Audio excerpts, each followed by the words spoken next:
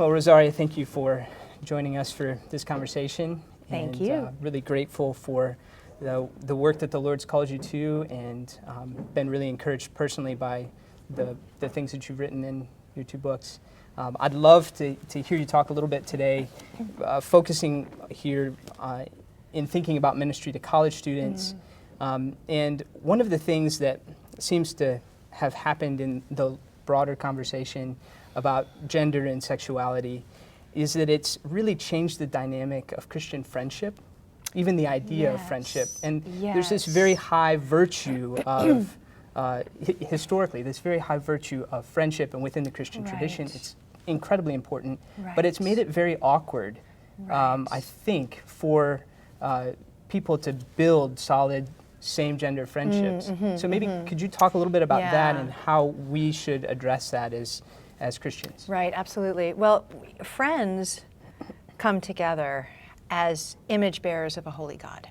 So friendship is one of the great gifts that God gives us, and that relationality of the Trinity is often, a kind of the backdrop of friendship. So friendship fundamentally depends on my being an image bearer of a holy God, and by grace reflecting that in knowledge and righteousness and holiness.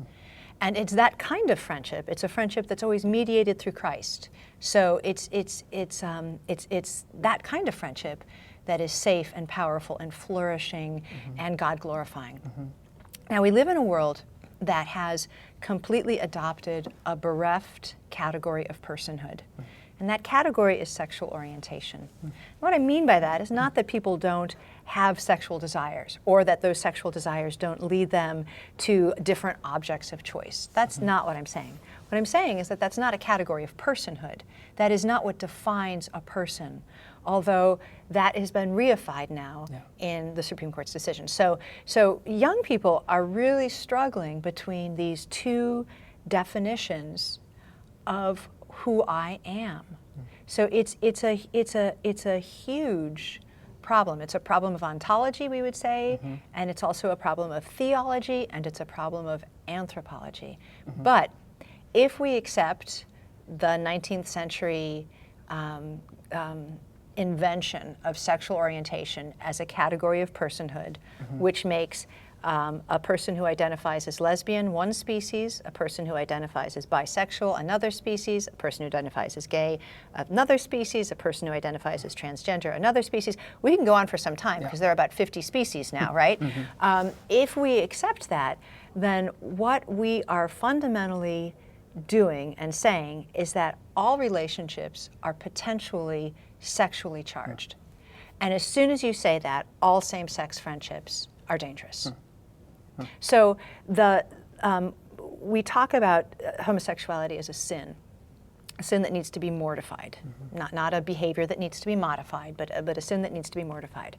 And if we instead see it as a morally neutral reality of personhood, then what we in effect are saying is that there's no taboo, there's no problem.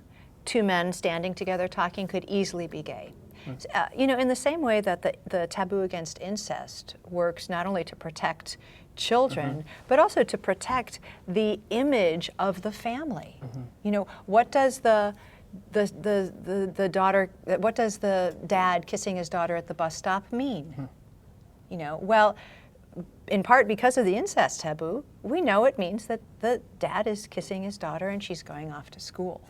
But if that taboo no longer had any salience in society, who knows what that means?